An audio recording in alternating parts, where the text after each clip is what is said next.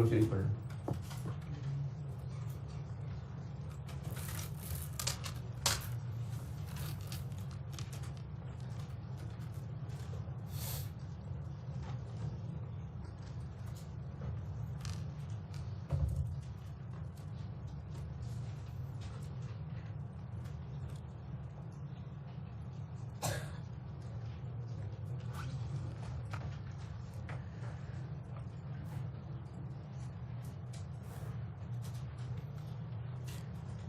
कल यहाँ तक हुई थी बात कि एग्रीकल्चरल एक्टिविटी है बायोलॉजिकल एसिड्स को पालना पोसना और उनसे एग्रीकल्चर प्रोड्यूस हासिल करना, जो कि उनसे फल, सब्जी, दूध, ऊन, पत्ते, फूल ये भी हो सकते हैं और उनको ज़बा करके उनका गोश्त भी हो सकता है, उनकी खाल भी हो सकती है और उनसे मज़ीद बच्चे होंगे वो भी वहीं पले बढ़ेंगे।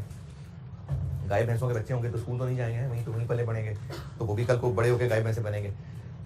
और फिर एक चीज़ ये सिखाई थी कि एग्रीकल्चरल प्रोड्यूस वो है जो बायोलॉजिकल एसिड से हासिल हो रहा है, उससे आगे बनने वाली चीज़ें और हैं।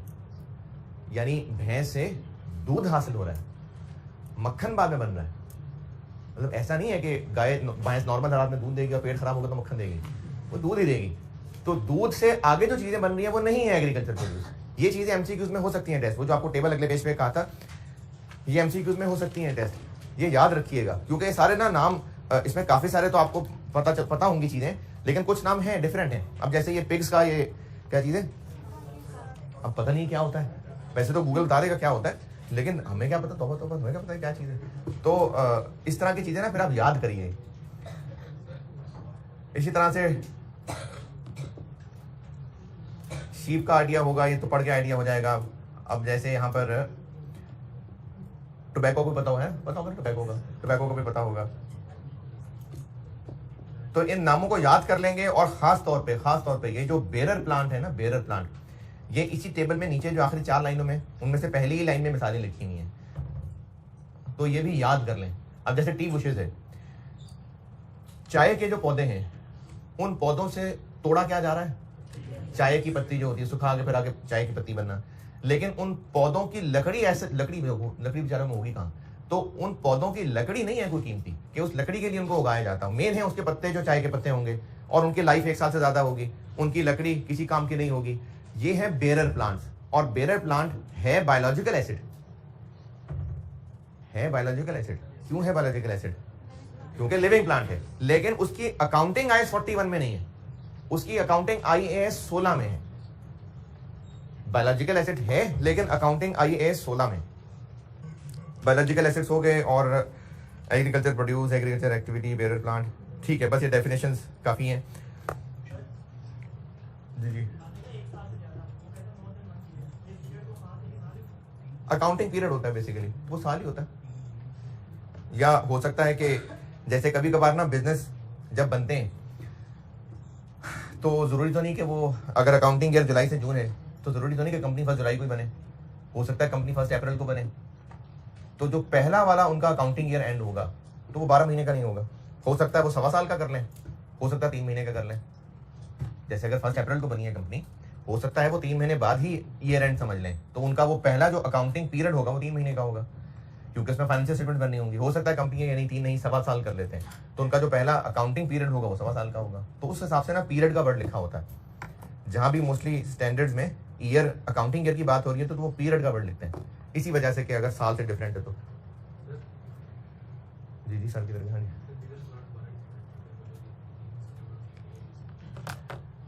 2.9 में या 2.3 में बेरर प्लांट का कॉन्सेप्ट ही समझ नहीं आया, 2.9 नहीं समझ आया। बेरर प्लांट दोबारा समझ लें, बेरर प्लांट वो दरख्त है जिस दरख्त को उगाया गया है उसके फल और सब्जी के लिए या पत्तों के लिए। उस दरख्त की लाइफ 1 साल से ज्यादा है और उस दरख्त से वो फल सब्जी ना लेनी होती तो फिर उस दरख्त को ना उगाते, क्योंकि उस दरख्त की लकड़ी ऐसा कोई कीमती लकड़ी नहीं है। अगर बिकी भी तो बाद में बस ऐसे ही कबाड़ के तौर पे बिकेगी। वो दरख्त है बेरर प्लांट, फल सब्जी हासिल होती है, 1 साल से ज्यादा होती है और उसकी लकड़ी बस स्क्रैप सेल के तौर पे बिकती है, ये बेरर प्लांट है। ये तो हो गई बेरर प्लांट की डेफिनेशन 2.3। 2.9 ये है कि 3 चीजें कही गई हैं कि ये बेरर प्लांट, अगर किसी को शक भी होता है तो बेरर प्लांट ये नहीं है। एक है वो दरख्त जिनको उगाया ही उनकी लकड़ी के लिए जाता है, उनकी असल जो प्रोडक्ट है वो लकड़ी है, वो बेरर प्लांट नहीं है। दूसरा वो दरख्त जिनसे बेशक फल सब्जी भी हासिल की जा रही है, लेकिन उनको उनकी लकड़ी के लिए भी उगाया जाता है, उनकी लकड़ी भी कीमती होती है, ये भी बेरर प्लांट नहीं है। इन दोनों पॉइंट का कंक्लूजन क्या समझ आ रहा? कि जिनकी लकड़ी कीमती है वो बेरर प्लांट नहीं है। और तीसरी चीज, जिनकी लाइफ ही 1 साल की है तो उसको क्या A16 में लेके जाएंगे? एनुअल क्रॉप्स, उनकी लाइफ ही 1 साल की है तो उनको फिर क्या लेके जाए S16 में? तो ये 3 चीजें हैं कि जिनको बेरर प्लांट हम नहीं कह सकते। वो दरख्त जिनसे हमने बस लकड़ी ही हासिल करनी है, ये ए है। वो दरख्त जिनसे फल सब्जी भी हासिल करनी है और लकड़ी भी हासिल करनी है। ये जो पॉइंट बी की इंग्लिश है ना, मुश्किल है, आप जरूरी नहीं कि इस इंग्लिश को रटा लगाएं। आप जो ये बात लिखी हुई है, जैसे पहले लाइन के एंड पे, that the entity, point B 2.9 पहली लाइन का end, that the entity will also harvest and sell the plant as agriculture produce, ये कीमती जुमला है कि वो प्लांट को ही उगा के और कल को बेचेंगे as a product. Sell the plant as agriculture produce, ये कीमती जुमला है बी में से। अगर आपको बाकी वाली बात समझ नहीं आ रही ना, is more than a remote livelihood, और ये अंग्रेजी याद नहीं की जा रही, कोई बात नहीं। आप इसमें ये चीज याद रख लें कि वो प्लांट जो कल्टीवेट होते हैं उनके प्रोड्यूस के लिए भी, और वो प्लांट भी एग्रीकल्चर प्रोड्यूस के तौर पे सेल होते हैं। ये रिमोट लाइवलीहुड वाली बात रहने नहीं याद होती। और सी एनुअल क्रॉप्स। तो इस चैप्टर में हो गई 3 चीजें, एक बायोलॉजिकल एसेट्स उनकी अकाउंटिंग सीखनी है, एक एग्रीकल्चर प्रोड्यूस उसकी अकाउंटिंग सीखनी है, और एक गवर्नमेंट ग्रांट। पहले बात करते हैं बायोलॉजिकल एसिड्स। बल्कि चूंकि बायोलॉजिकल एसिड और एग्रीकल्चरल प्रोड्यूस की रिकग्निशन सेम है ना, इसलिए रिकग्निशन इकट्ठे बता देता हूं, मेजरमेंट अलग बता दूंगा।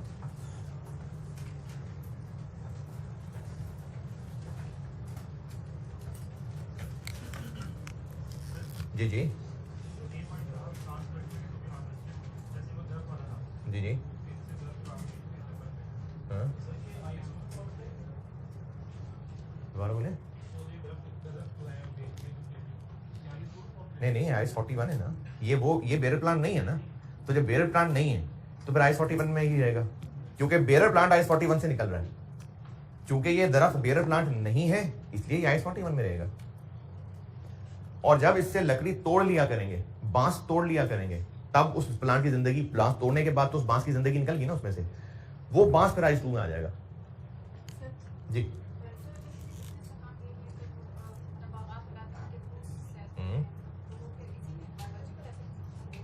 जी बिल्कुल, उनके जो बागात हैं, वो जो सारे दरख्त होंगे तो वो एग्रीकल्चर में ही आएंगे। लेकिन अगर वो दरख्त उन दरख्तों में से हैं जो बेरर प्लांट हैं, तो फिर उन दरख्तों की अकाउंटिंग जो है वो होगी IS16 में, और जो फल हैं उनकी अकाउंटिंग फिर IS41 बताएगा। हाँ।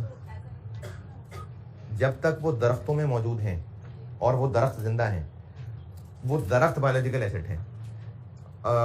वो दरख्त बायोलॉजिकल एसेट्स हैं, लेकिन वो पूरे दरख्त जब तक फल उन पर लगा हुआ है उस वक्त तक IS41 शुरू नहीं हो रहा, क्योंकि वो बेरर प्लांट है और वो IS16 के तहत है।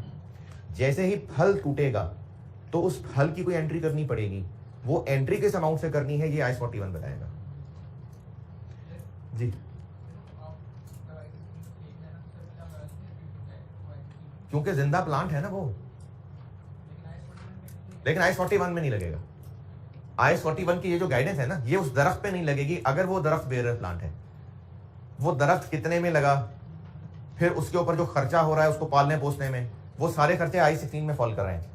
फिर वो दरख्त डेप्रिशिएट भी होगा, उस दरख्त की एक यूजफुल लाइफ होगी, सारा IS16 चल रहा है वो जिंदा, इसलिए है बायोलॉजिकल एसिड।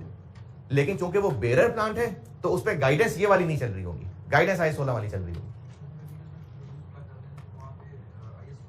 किस पे? अच्छा मैं मेजरमेंट बता दूं ना, फिर साल का जवाब मिल जाएगा एग्रीकल्चर प्रोड्यूस का। रिकग्निशन बायोलॉजिकल एसेट्स और एग्रीकल्चर प्रोड्यूस, इन दोनों की रिकग्निशन सेम है, इसलिए एक ही बता रहा हूं। मेजरमेंट दोनों की अलग अलग बताऊंगा, और फिर तीसरी चीज गवर्नमेंट ग्रांट वो अलग से हेडिंग में बताऊंगा। लिखें an entity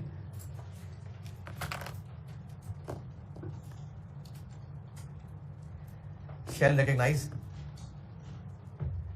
an entity shall recognize a biological asset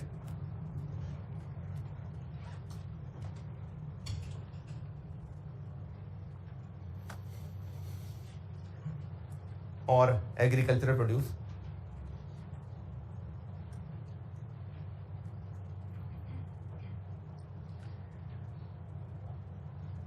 when all of the following conditions are met. When all of the following conditions are met.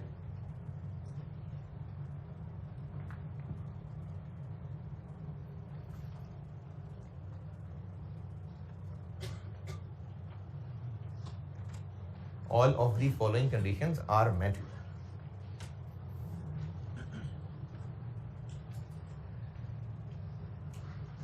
अच्छा, सारे प्लांट्स बेरर प्लांट होते हैं? नहीं, सारे प्लांट बेरर प्लांट नहीं है। जो bearer plants हैं वो दरख्त IS 41 में नहीं है। उसके अलावा जितने दरख्त हैं जो बेरर प्लांट नहीं है वो IS 41 में आएंगे। क्या कहा? When all of the following conditions are met. Number 1,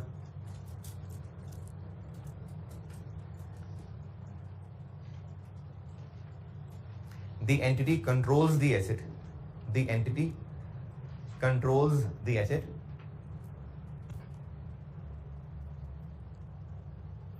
as a result of past event. As a result of past event.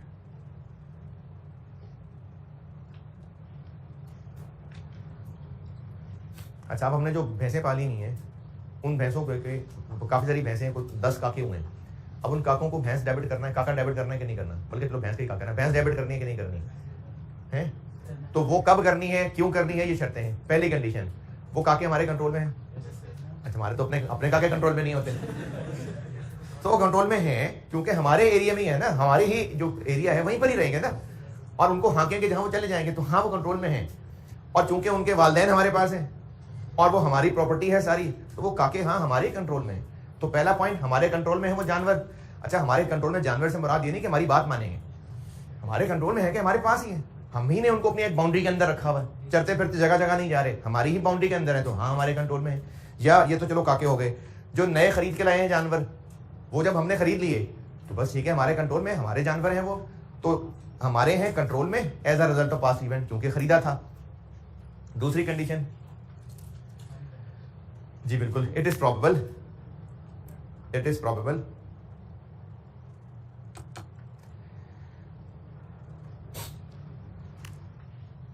अच्छा, ये खास तौर पे ऑनलाइन वाले बच्चे, क्योंकि वो तो सामने होते नहीं है, और कुछ आप में से भी ये जो कुछ साइंसदान होंगे ना, जो सामने किताब खोल के बैठेंगे कि ये जो सर ने बात बताई है ये हाँ ये लिखी हुई है, बस ठीक है लिखी हुई है, और जो चीज़ नहीं लिखी हुई वो लिख लेते हैं। मैंने ये सारी बुक के अंदर IAC तो लिखे हुए हैं और आपको IAC बता रहा हूँ, लेकिन अपनी बुक के अंदर मैंने IAS as it is raw form में छापे हुए हैं, जबकि आपको जो चीज़ें पढ़ा रहा होता हूँ उनको दरख्तों की शक्ल में, टेबल्स की शक्ल में बता रहा होता हूँ।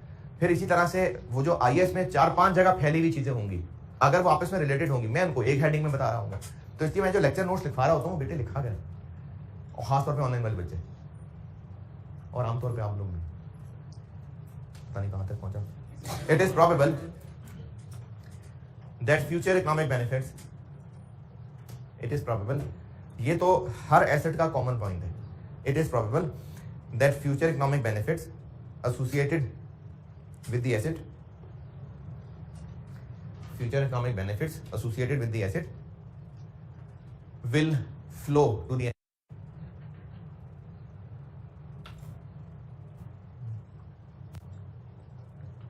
तीसरी कंडीशन, हाँ जो पहले होती थी cost can be made reliably, यहां पर अब एक इजाफा हो जाएगा, फेयर वैल्यू और कॉस्ट।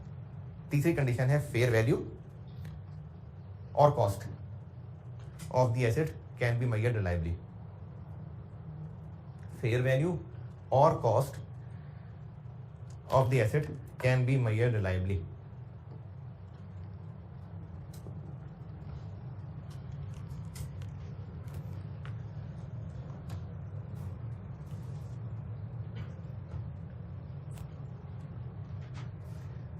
मेजरमेंट,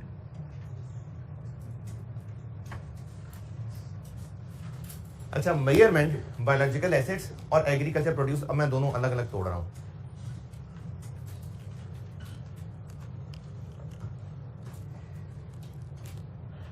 पहले मैं बायोलॉजिकल एसेट्स की बात करने लगा, पहले इनकी measurement.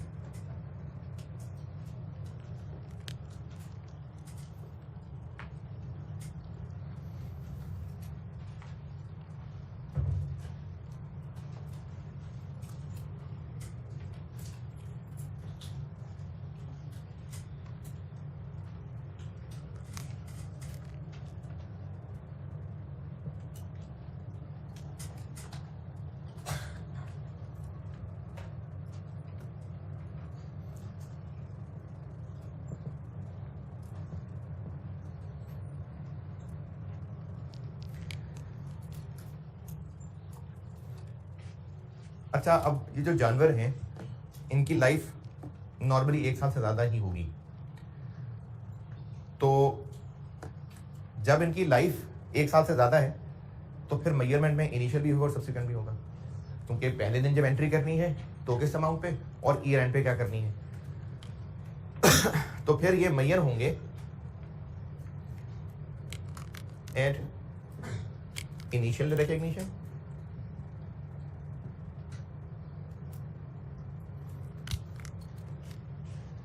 and at end of every year.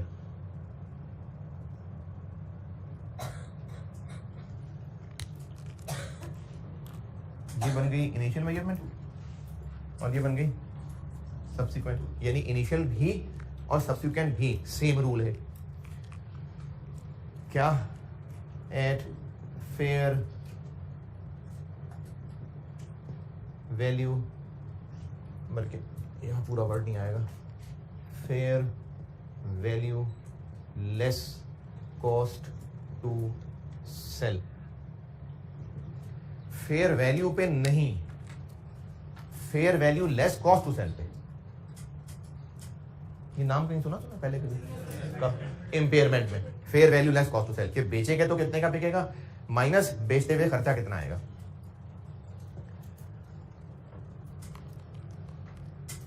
तो बायोलॉजिकल एसेट को जिस दिन खरीदा है, गाय खरीदी है, खरीदते हुए गाय डेबिट, कैश क्रेडिट। कैश कितना क्रेडिट? जितने पैसे दिए, जितने पैसे दिए। गाय कितने से debit? Fair value less cost to sell. फिर ईयर एंड आ गई, अब गाय को फिर से रीवैल्यू करेंगे किस अमाउंट पे? Fair value less cost to sell. अच्छा, ईयर एंड पे भी अपडेट करने से और पहले दिन भी गेन लॉस आएगा। ईयर एंड पे तो गेन लॉस बनता है, क्यों? क्योंकि फेयर वैल्यू पे अपडेट कर रहे हैं। पहले दिन क्यों गेन लॉस है? कैश और इसका डिफरेंस, क्योंकि जैसे फाइनेंशियल इंस्ट्रूमेंट्स में भी था, तो हम पहले दिन कैश कितने से क्रेडिट कर रहे होंगे? जितने पैसे दे रहे हैं, जबकि गाय कितने से डेबिट हो रही होगी? Fair value less cost to sell. Cost to sell, fair value सिर्फ नहीं, fair value less cost to sell. तो इनिशियल पे भी गेन लॉस आएगा और ईयर एंड पे भी गेन लॉस आएगा, तो ये गेन लॉस पीएनएल में जाएगा। हाँ जी, आप पूछ रहे थे कुछ? जी जी, क्या हुआ? जी जी बिल्कुल, हर ईयर पे कॉस्ट टू सेल दी होगी। हाँ, नहीं, हमने सेल किया नहीं है अभी। अगर ईयर एंड पे इस गाय की वैल्यू लगा रहे हैं तो गाय हमारे पास है तो वैल्यू लगा रहे हैं ना। Fair value less cost to sell का मतलब है कि अगर अभी के अभी बेचते तो कितने का बेचते और बेचते तो क्या क्या खर्च होता, इस नेट अमाउंट के ऊपर गाय को अपडेट करेंगे। तो एक तो हो गया कि हज को शुरू में भी और हर साल के एंड पे इस पे अपडेट करेंगे। अब ऐसा करने से, इसी से आगे चल रहा हूं, गेन लॉस भी आएगा।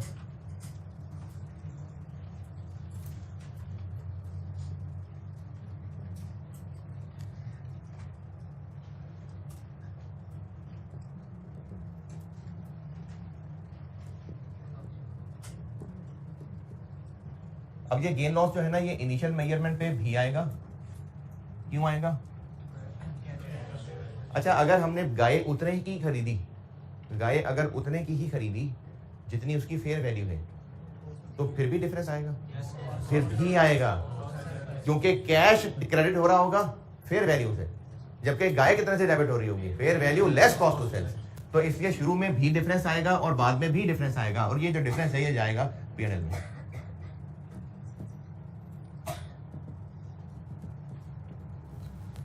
अच्छा, मैंने पहले शायद ये बात कही थी इस क्लास में, मुझे लगता है किसी ऑनलाइन वाले बच्चे ने पूछा था कि रिकॉग्नाइज इन P&L का क्या मतलब है, यानी एक्सपेंस इनकम बना लेना, इनकम स्टेटमेंट में इसको एक्सपेंस इनकम मान लेना, ये मतलब है रिकॉग्नाइज इन P&L का।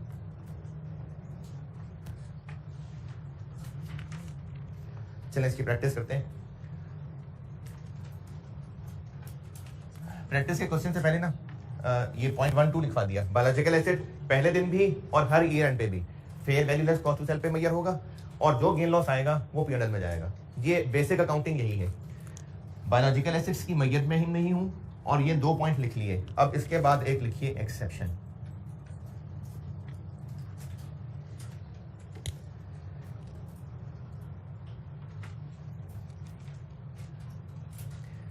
एक्सेप्शन का मतलब बायोलॉजिकल एसिड की बात हो रही है, लेकिन एक्सेप्शन क्यों कह रहा हूं, क्योंकि उसके लिए पॉइंट 1-2 नहीं लग रहा होगा, वरना बेसिक अकाउंटिंग क्या है, ये पॉइंट 1-2, लेकिन एक्सेप्शन जिस पे नहीं लग रहा होगा। लिखिए एक्सेप्शन में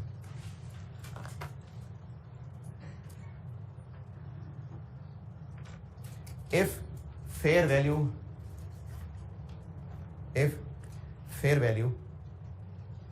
of an asset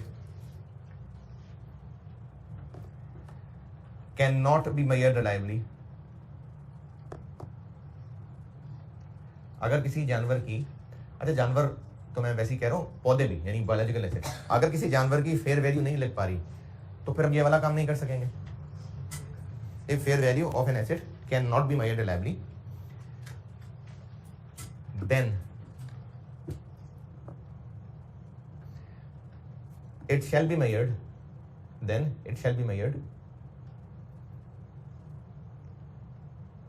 at its cost less accumulated depreciation and impairment loss। यानी अगर गाय की फेयर वैल्यू नहीं पता लग पा रही तो कॉस्ट तो चलो पता ही है ना, तो फिर उसके ऊपर वो कॉस्ट मॉडल वाला काम करना शुरू कर देंगे, डेप्रिशिएट करेंगे, इम्पेयर करेंगे, हैं? हाँ, मतलब कॉस्ट लेस एक्यूमुलेटेड वो शुरू हो जाएगा। मतलब भैंस की यूजफुल लाइफ होगी तो फिर स्ट्रेट लाइन मेथड लगेगा, रिड्यूसिंग बैलेंस मेथड लगेगा, तो डेप्रिशिएट होगी। अब चल रही बात, अभी बात चल रही है आगे। ये पॉइंट रिपीट कर रहा हूँ, if fair value of an asset, कौन सा एसेट की बात हो रही है, biological asset, can not be measured reliably, then it shall be measured at its cost less accumulated depreciation and impairment loss। अच्छा, अब वो इतना भी मनूस ना हो कि उसकी जिंदगी भर कभी फेयर वैल्यू ना निकले, तो आइंदा जब भी फेयर वैल्यू पता लगने लग गई तो बस फिर इस पे आ जाएगा। अगला पॉइंट लिखिए, इसी में अगला सेंटेंस लिखें,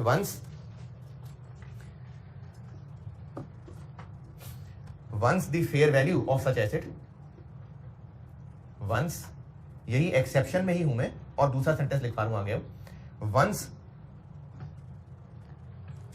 the fair value of such asset becomes reliably measurable,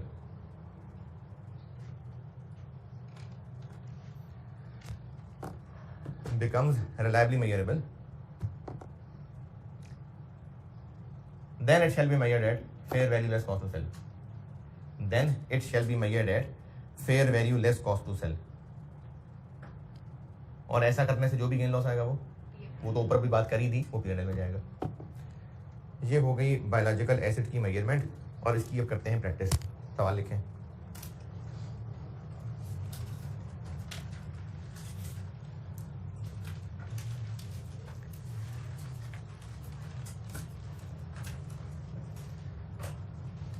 हाँ, पूछना कुछ,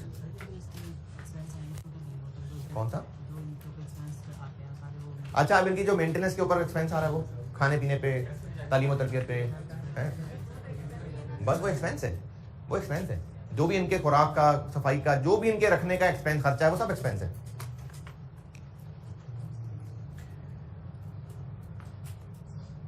ऑन 1 अगस्त, सवाल है, on 1 August 2020, on 1st August 2020,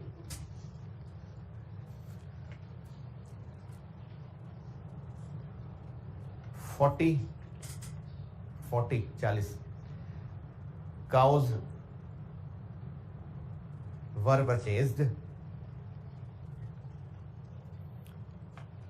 40 cows were purchased for 50,000 रुपए ईच, 50,000 ईच। सस्ती मिल गई, कोई बात।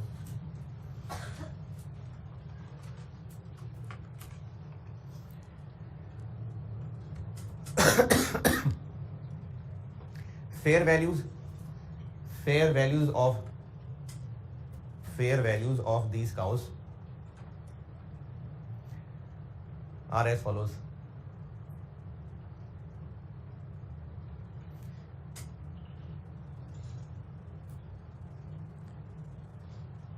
फर्स्ट अगस्त 20 को 52,000 और 31 दिसंबर 20 57,000। फर्स्ट अगस्त को 52,000 और 31 दिसंबर को 57,000। चले बस फेयर वैल्यू यही है। उसके बाद लिखिए local government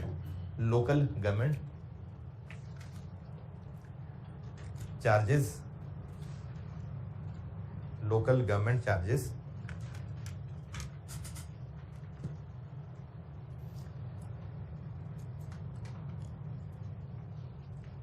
a levy of LEVY 2%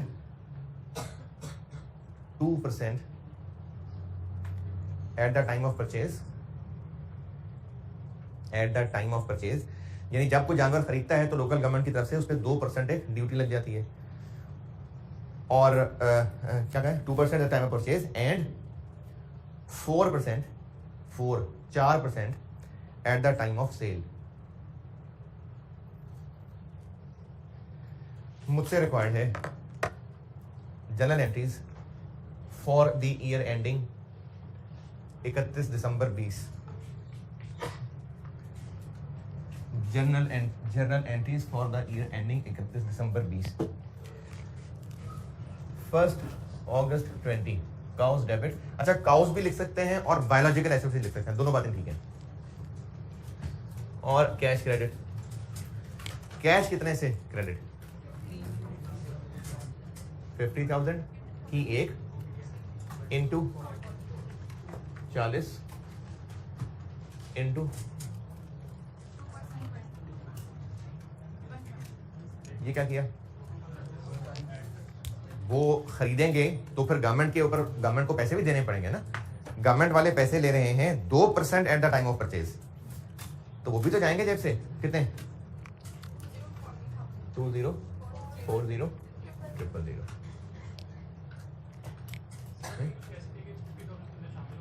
नहीं वो तो खरीदी 50,000 की है, को पैसे देने हैं फिर वो अलग है।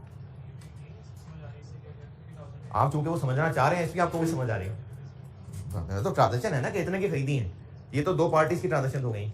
अब उसके अलावा गवर्नमेंट जब उस गाय को रजिस्टर कराना होगा तो गवर्नमेंट को पैसे देने पड़ेंगे उस ट्रांजेक्शन को लीगल करने के लिए, वरना तो रास्ते में पकड़ लेंगे पुलिस वाले, कहाँ से चुरा के ला रहे हो, तो पूरे कागजात बनवाएंगे, फिर वो गवर्नमेंट को टैक्स देना पड़ेगा। गाय कितने से डेबिट होंगी, फेयर वैल्यू कितनी है, लेकिन गाय ने फेयर वैल्यू से नहीं डेबिट होना, fair value less cost to sell से होना। ये क्या किया 4% टैक्स काट जाएगा, पहले पढ़ रहा था अब कट जाएगा। हाँ तो वो खरीद रहे थे, पैसे जेब से जा रहे थे, टैक्स भी जेब से जाएगा, तो दोनों ऐड हो गए। बेचेंगे, अच्छा हम तो खरीद रहे हैं, बेच कहाँ रहे हैं, हम अभी खरीद रहे हैं, लेकिन हमने गाय डेबिट ही कितने से करनी है, fair value less cost to sell. अच्छा ये ना बड़ी कंफ्यूजिंग बात है, इसको बच्चे लेते हैं कि जी अभी तो हम खरीद रहे हैं। हाँ अभी हम खरीद रहे हैं, गाय डेबिट इसलिए कर रहे हैं क्योंकि खरीद रहे हैं, लेकिन डेबिट कितने से करना है, fair value less cost to sell. और fair value less cost to sell क्या है कि बेचते तो कितने की, कितना खर्चा होता, अभी बेच नहीं रहे, अभी खरीद रहे हैं, लेकिन डेबिट की अमाउंट ऐसे निकलेगी कि बेचते तो नेट कितने की बिकती, तो बेचते तो इतने की बिकती और 4% टैक्स कट जाता की बजाय ऐसे कह लें कि हम बेचते, पैसे मिलते और गवर्नमेंट को पैसे देने पड़ते, तो net fair value less cost to sell कितना नहीं इंटू 40 1996 ये हो गई initial measurement at fair value less cost to sell. और इसी पे जो गेन लॉस आ गया वो P&L में गेन आ गया। P&L का वर्ड लिख लें, ये भी काफी है। कितना 432, ये कौन लिख देता है यार, लॉस है भाई, लॉस 43। ये हो गई इनकी इनिशियल रिकग्निशन।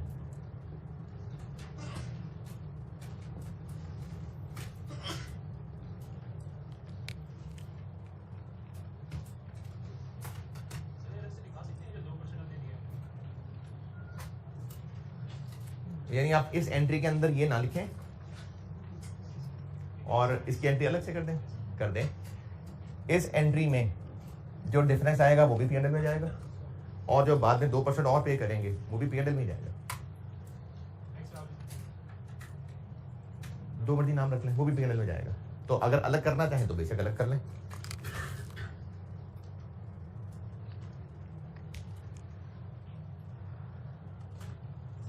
और ईयर एंड पे अब इनको अपडेट करना है 31 दिसंबर 20। अच्छा, अपडेट करने के लिए वर्किंग देख लें। इनिशियल गाय को रिकॉर्ड किया था ये 1996,800। ईयर एंड पे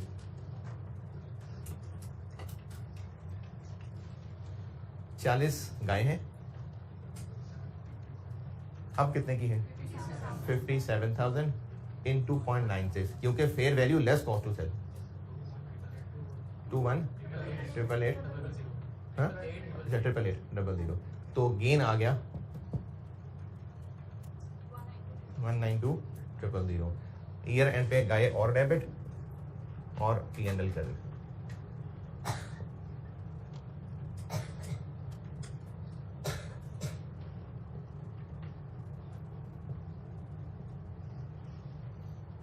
fair value less cost to sell update हो गई और गेन आ गया।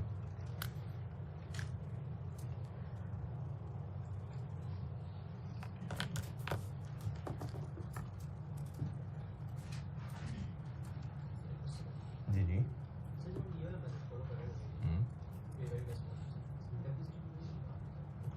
क्योंकि वो हर साल फेयर वैल्यू पे अपडेट होते जाएंगे। I40 थोड़ा बहुत याद है, investment property fair value model क्या अकाउंटिंग होती है, तो डेप्रिशिएट क्यों नहीं कर रहे होते? क्योंकि फेयर वैल्यू में वो चीज कवर होती जा रही होती है। अगर वो डाउन होती जा रही है वैल्यू तो वो लॉस की शक्ल आती रहेगी। जैसे जानवर है बूढ़ा होता जाएगा ना तो फिर इसकी कीमत कम भी होती जाएगी, दूध नहीं मिलेगा, वैसे भी खाना ज्यादा, मेंटेनेंस ज्यादा होगी इसकी, तो उसकी वैल्यू डाउन होनी शुरू हो जाएगी।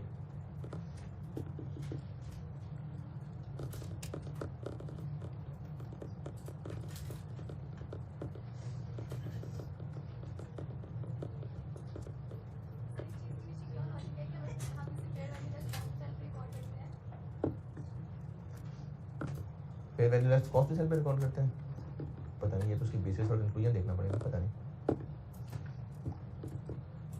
और लिखें सवाल।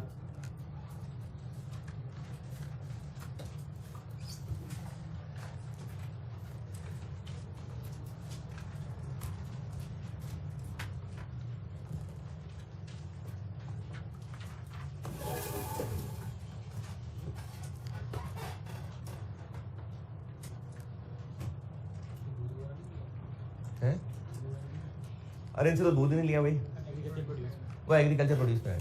लेंगे बिल्कुल एग्रीकल्चर प्रोड्यूस का।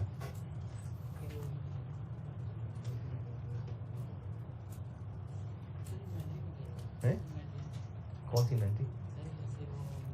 अभी इस सवाल में अभी नहीं लिया ना दूध इनसे, अभी मैंने बायोलॉजिकल एसिड सिखाए हैं। ये बैल थे भाई, बैल थे। चल भाग।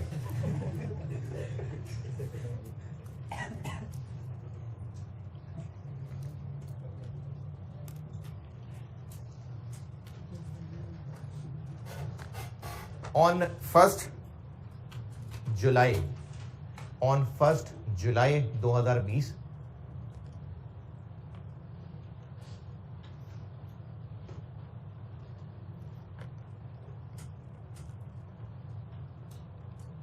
50 50। अच्छा इसको ना ऐसे लिख रहा हूं मैं,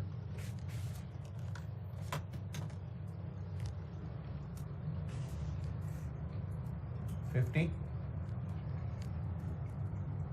1 year old। हाँ जी, 1 साल उम्र वाली, पुरानी नहीं, 1 साल उम्र वाली, चलो वो भी पुरानी, हाँ हाँ, 1 साल एज है और 50 तादाद है। 1 साल उम्र जानवर की और 50 साल तादाद है।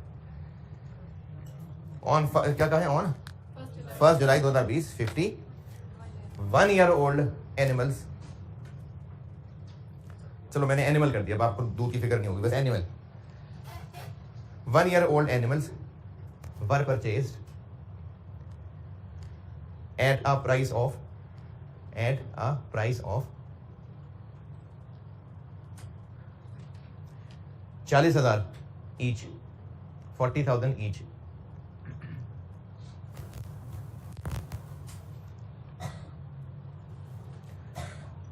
on 1 July 21, on 1 July 21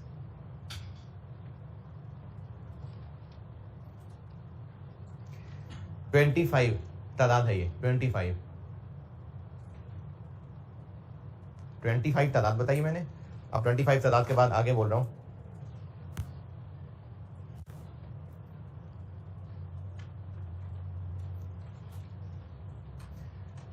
$1.5 year old, यानी 1.5 साल उम्र है उनकी, 1.5 साल उम्र वाले 25 जानवर, 25 1.5 year old animals were purchased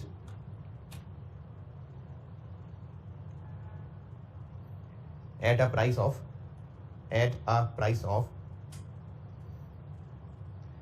50,000 each, 50,000 each।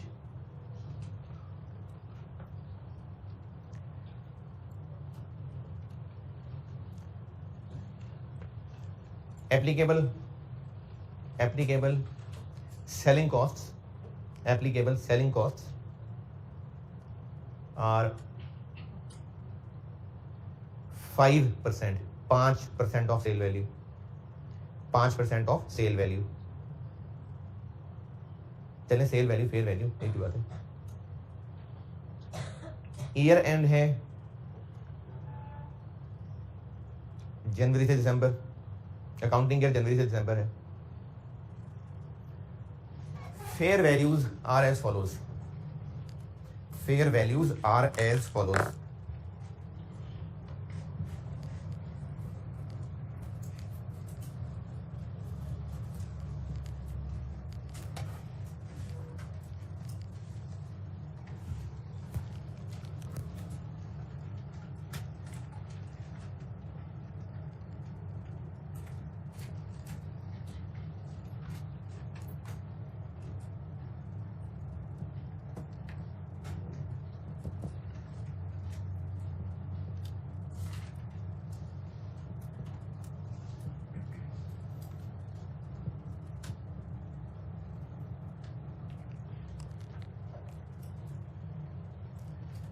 In as brackets के जानवरों की फेयर वैल्यूज हैं ये, 1 जुलाई 20, 31 दिसंबर 20, 1 जुलाई 21, 31 दिसंबर 21। ये टेबल समझ आएगा। इसके सामने जो यहाँ लिखा होगा मैंने, क्या मतलब है कि 31 दिसंबर 20 वाले दिन बाजार में 2 साल वाला जानवर कितने का बिकता था, तो ये मुख्तलिफ एज ब्रैकेट्स की फेयर वैल्यूज लिख रहा हूं।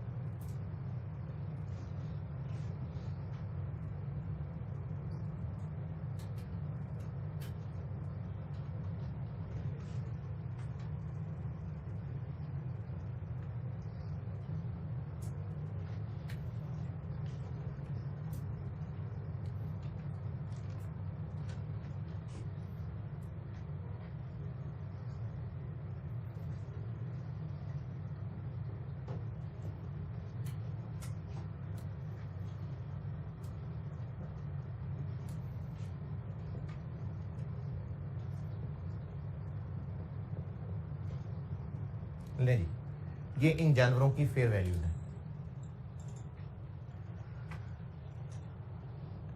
अच्छा, अभी ना जानवर मारे वारे नहीं हैं, सब सही है, हंसी खुशी रह रहे हैं सारे, और अभी इनके काके शाके भी कोई नहीं है, ये तादाद इतनी ही रख रही है।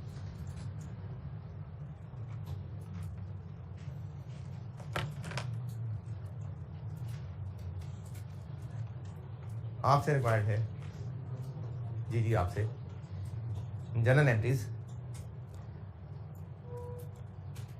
फॉर द ईयर्स 2020 भी और 2021 भी, 2020 और 21 दोनों की एंट्रीज करें अभी। एज का ख्याल रखें कि जो खरीदे थे वो तब कितने के थे, फिर तब कितने के हैं।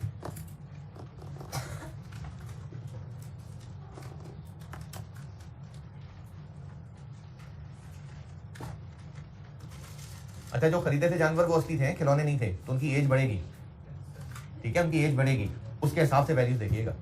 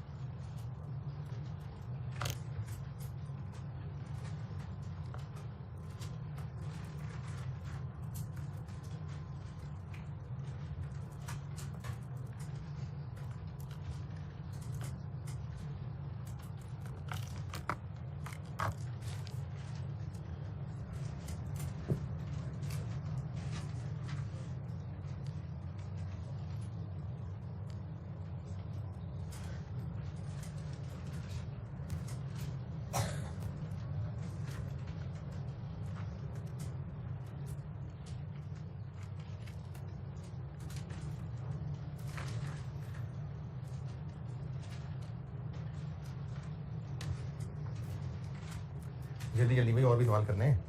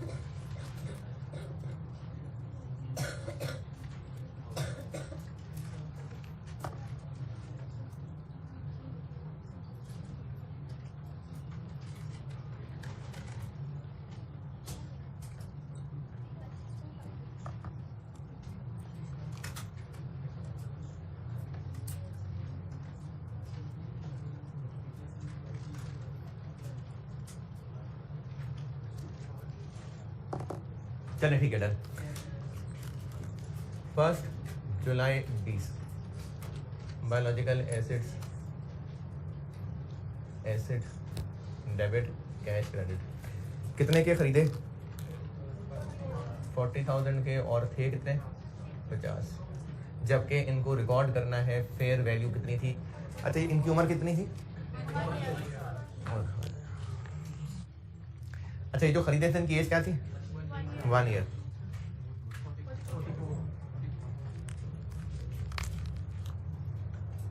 और गवर्नमेंट ने कितने पैसे डाल देने? सेलिंग कॉस्ट क्या पड़ जाएंगी?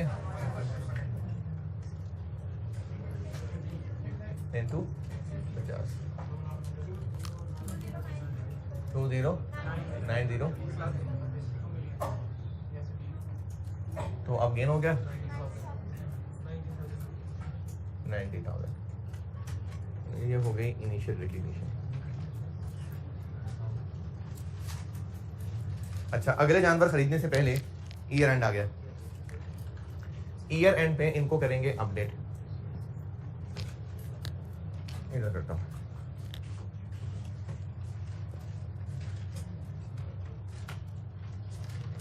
अब हम जिन जानवरों की बात कर रहे हैं 31 दिसंबर 20 पे ये 1.5 साल के हो चुके हैं, और अब इनकी हमने 31 दिसंबर 20 पे ये वैल्यू ली है। तो इनको इनिशियली रिकॉर्ड कितने पे किया हुआ है? 209000, और ईयर एंड पे इनको लाना है 50 जानवर हैं, और ईयर एंड पे 49,000 इंटू 0.95। अब बेशक हमने ईयर की डेट के हिसाब से देखना है, लेकिन एज का भी ख्याल रखना है। अब 232750 237। ये कैलकुलेशन आई समझ? सबकी सारी सही है। मजीद डेबिट हो गए बायोलॉजिकल एसेट्स, और P&L क्रेडिट हो गया 237,500। ये ईयर एंड का गेन आ गया। अब 1 जुलाई 21 को मजीद जानवर खरीदे, बायोलॉजिकल एसेट्स, डेबिट और कैश क्रेडिट। अच्छा, अब जेब से पैसे जा रहे हैं, ये 1 जुलाई को खरीदे हैं 1.5 साल वाले,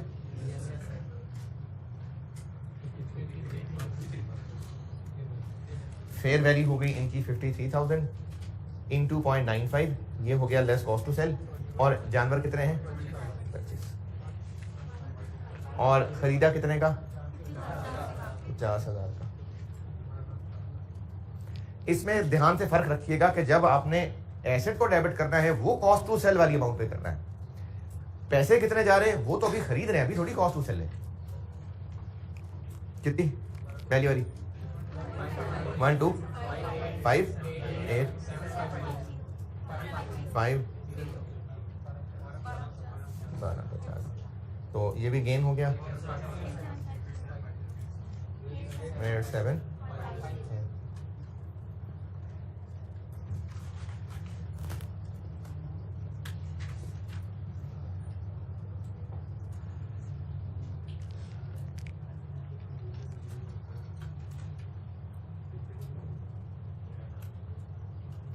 अच्छा, अब ईयर एंड पे आते हुए 2 तरह के एज ब्रैकेट्स हैं जिनकी हमने अपडेशन करनी है। यहां तक सब ओके है, सब सारे?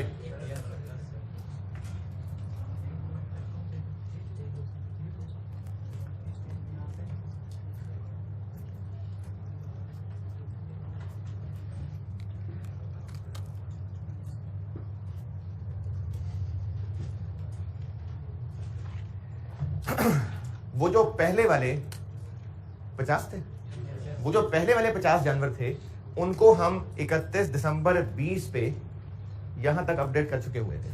ये अब ये 31 दिसंबर 21 पे 1.5 साल के थे पहले, अब ये 2.5 साल के हो गए हुए। देखते देखते थे बच्चे जवान हो गए, पता नहीं चला। तो 1.5 साल के थे जब इनको पहले अपडेट किया था, अब उनको अपडेट करके लाना है यहां तक 31 दिसंबर 21, लेकिन अब वो 2.5 साल के है जी। नहीं, मैंने अभी डाटा लिखा, सस्ते भी हो सकते हैं, ये वैल्यू कम भी हो सकती है, मैंने ऐसी बस बढ़ा दी।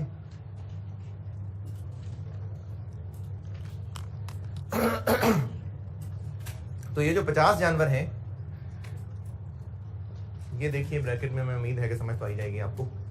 64,500 तक ला रहा हूं 49,000 से, ये ठीक है बात? दोनों के साथ ही होना था ना, तो मैंने बाहर कर दिया। ये है ना गेन, 49 पर पहले ले गए थे, अब 64,500 तक लाना है, ये गेन है। और इंटू 50 जानवर है, कितना? दोबारा 63। अच्छा, इतना सारा गेन।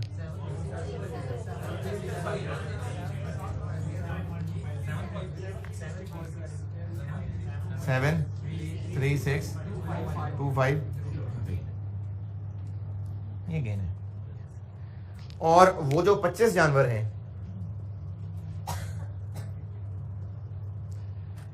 इनको अभी तो पहला ही साल है इनका, तो इनको पहले हमने कितने पे रिकॉर्ड किया हुआ है? 53 पे। अच्छा, ये जब खरीदे थे कितने साल के थे? 1.5। अब इनको हम 31 दिसंबर पे जब लाने लगे हैं, तो अब ये 2 साल के हो चुके हुए। इतने पे पहले रिकॉर्डेड है 53 पे, अब उनको 68 पे लाना है। 68 माइनस 53। ये ब्रैकेट सबको आ रहा है ना समझ? मैंने गेन ही निकाल लिया जी। कितना? 3 5 2 1092। ये है जी इन 75 जानवरों का 2021 का गेन। अगर सवाल तो ये 2021 वाली ही एंट्री होने लगी है। हाँ, नहीं, ये इन 75 जानवरों का जो अलग अलग एज ब्रैकेट के थे, 31 दिसंबर 21 वाला ही गेन है। अगर और साल चलते हैं तो इस तरह की और हम वर्किंग करने शुरू हो जाते हैं हर साल की। ये सारा कुछ 31 दिसंबर 21 वाला ही है।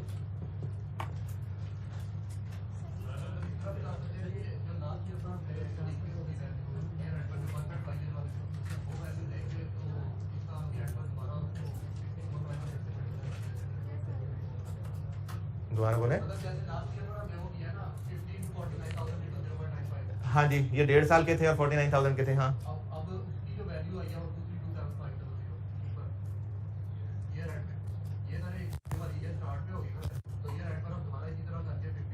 इनका डिफरेंस ले लें।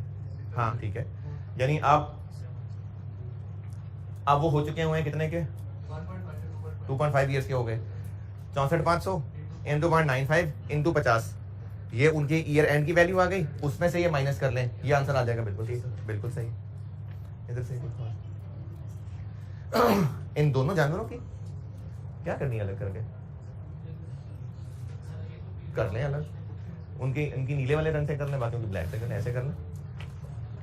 तो 31 दिसंबर 21 की एंट्री हो जाएगी ये। कर लें 31 December 21, biological assets debit, P&L credit, working 2 और एंट्री की अमाउंट ये डाल लें।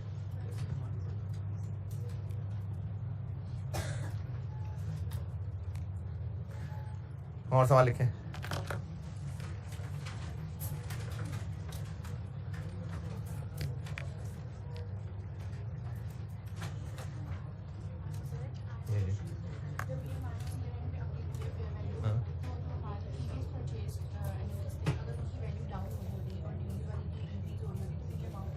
नेट कर लेते हैं। हाँ अच्छा, ऐसा हो सकता था कि जो ज्यादा बुजुर्ग हो गए हैं इन पे लॉस हो रहा होता और पे गेन हो रहा होता, तो नेट कर लेते हैं। और लिखे सवाल।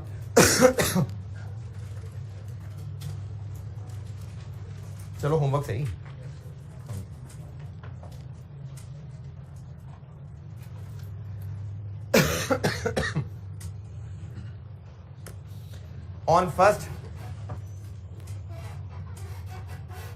On 1 January 21 30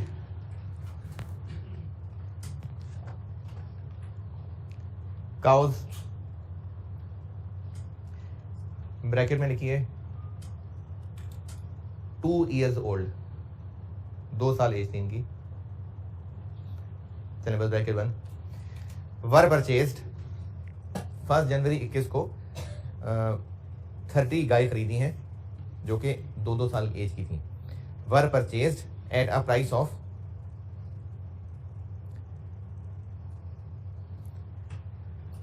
40,000 each, 40,000 each.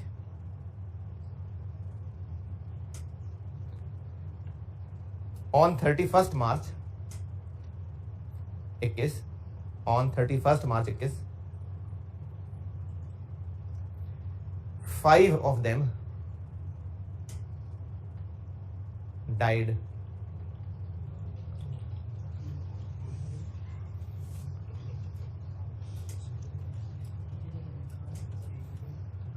मुझे भी अच्छा नहीं लग रहा, लेकिन सवाल है।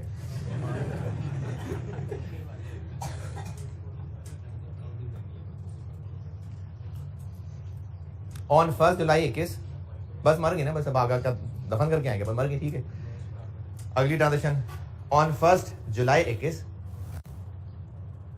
ऑन 1 जुलाई 21 5 मरी थी।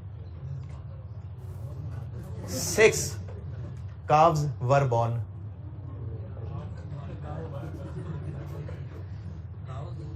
नहीं, काफ कहते हैं उसको, बेबी काउज देख लें। 6 बेबी काउज वर बॉर्न।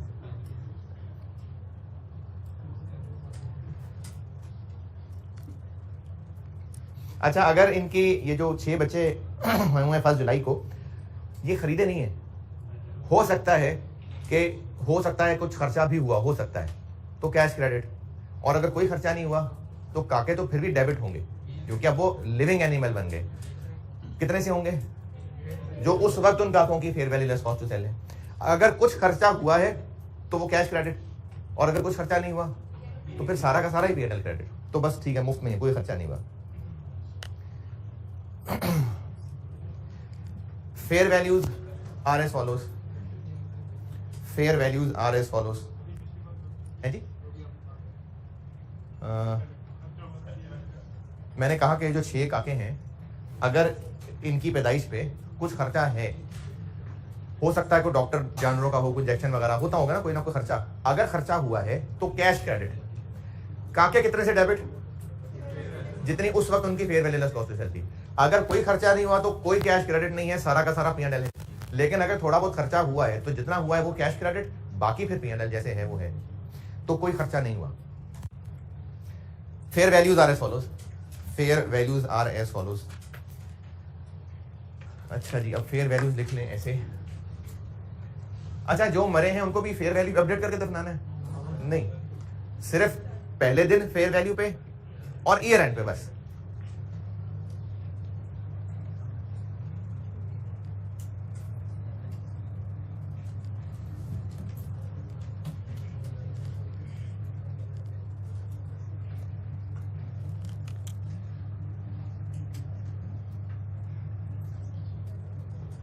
अच्छा, जो मरे हैं क्रेडिट करना है उनको, हाँ उनको क्रेडिट करना है।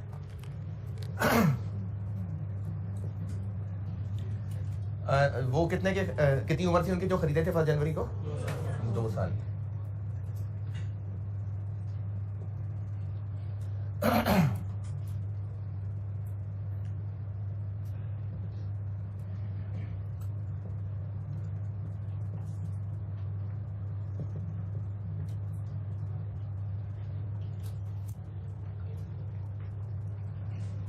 और कितने के खरीदे थे? 40।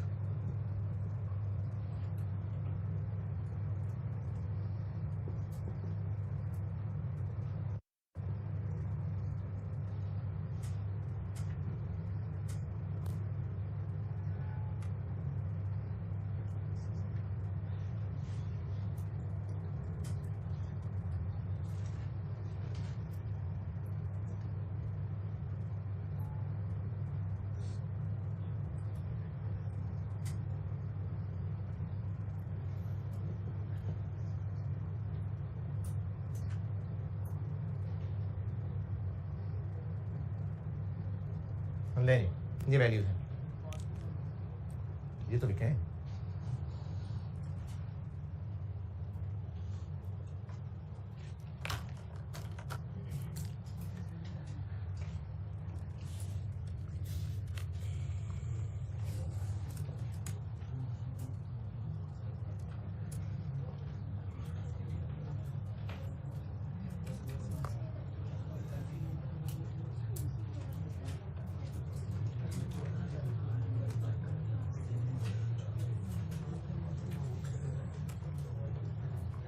इस टेबल के बाद लिखिए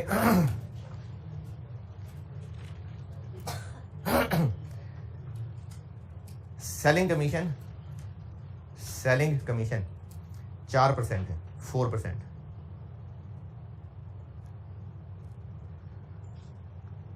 रिक्वायर्ड है आपसे, होमवर्क है, journal entries for the year ending 31 December 21।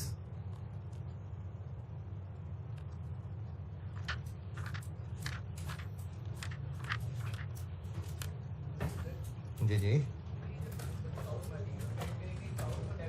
P&L। अच्छा, वो जो मरे हैं उनको कितने से क्रेडिट करें? जिस वैल्यू पे पहले बुक्स में आ रहे थे।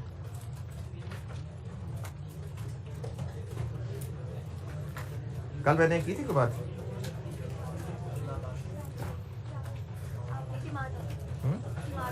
हाँ जी, हाँ जी।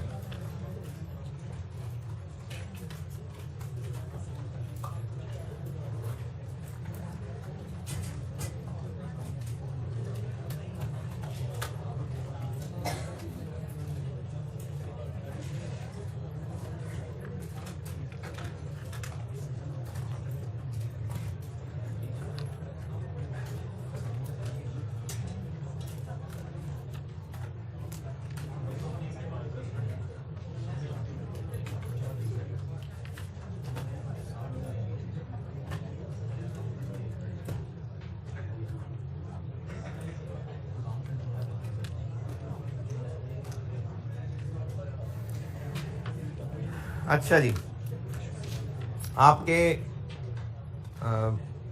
अभी अगर फैमिलीज में कोई बुजुर्ग हयात हैं, जनरली ग्रैंड पेरेंट्स ही होते हैं, या अगर आपके वालिदैन उम्र में बहुत छोटे थे तो हो सकता है कोई बड़े ताया फूफू मामू वो भी बहुत बड़ी उम्र को पहुंच गए हों। और अपने लिए भी जब आप बड़े हो तो याद रखिएगा, जब इंसान बूढ़ा हो जाता है ना, तो अल्लाह ने उसको जितनी ताकतें जितनी क्वालिटीज दी होती हैं वो डाउन होनी शुरू हो जाती हैं। याददाश्त डाउन हो जाती है, कमज़ोर हो जाता है, चिड़चिड़ा हो जाता है, चिड़चिड़ा हो जाता है। और एक चीज़ आपने कभी शायद गौर की हो, अगर कभी मौका मिला हो बुजुर्गों के साथ बैठने का, तो वो अक्सर एक ही बात बार बार रिपीट कर रहे होते हैं। मतलब एक ही कहानी बार बार सुनाए चले जा रहे हैं। जब मौका मिलता है वो पुरानी कहानी सुनाना शुरू कर देते हैं। उनको समय याद नहीं रहता कि वो क्या बात कर रहे थे। तो देखा है मैंने कि कुछ औलादें जो है ना वो इस बात पे इरिटेट होती हैं और अपने वालिदैन को सख्त बात करती हैं। और जब मल्टीपल औलादें हों तो सब अपने फैमिली के साथ आगे बढ़ जाते हैं।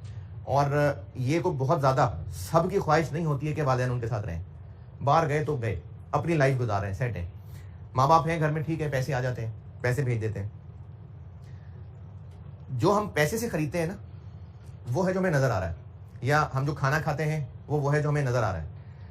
इस सब के अंदर एक इनटेंजिबल चीज़ होती है जिसको बरकत कहते हैं। जैसे अगर आपने खाना प्लेट में मौजूद है 2 लोगों का, तो नज़र आ रहा है कि 2 लोगों का खाना है, लेकिन अगर वो 3 लोग एक दूसरे का ख्याल करते हुए खुशी के साथ खाएंगे, हो सकता है तीनों का पेट भर जाए। ये बरकत है। इसी तरह से खर्चे के पैसे महीने के अब्बा ने कमा के दिए घर, और मिसाल के तौर पे 40,000 रुपये। अब बज़ाहिर उस 40,000 के अंदर घर कैसे चलेगा पता नहीं कैसे चलेगा, लेकिन चल गया, सारी ज़रूरतें पूरी हो गई। ये बरकत है। इब्न हिब्बान 559 सैयदना इब्न अब्बास रज़ियल्लाहु तआला अन्हु से रवायत है कि नबी अकरम सल्लल्लाहु अलैहि वसल्लम ने फरमाया, बरकत तुम्हारे बुजुर्गों के साथ है। तो इसलिए आप आइंदा के लिए याद रखिएगा बेटे कि जब भी आपको कभी मौका मिले तो कोशिश करिएगा कि आपकी फैमिली के बड़े, माँ बाप ही मेनली होते हैं, वो साथ रखना, वो साथ ज़रूर रहने चाहिए आपके। क्योंकि आप लोग, कई बच्चे ऐसे हैं जो दूसरे शहरों से आए हुए हैं, और इसमें कोई हर्ज नहीं है कि आप एक गांव से हैं और आप अपना करियर बनाने के लिए शहर आ जाते हैं, इसमें कोई हर्ज नहीं है, नहीं कोई गुनाह वाली बात नहीं है। लेकिन वापस जाते रहना, ये नहीं कि अपनी शादी करके यहीं पर ज़िंदगी मगन हो गई, पता नहीं वालिदैन का क्या हो रहा है। और अगर हो सके तो वालिदैन आपके साथ हों, क्योंकि बरकत तुम्हारे बुजुर्गों के साथ है। कल मुलाकात होगी इंशाअल्लाह।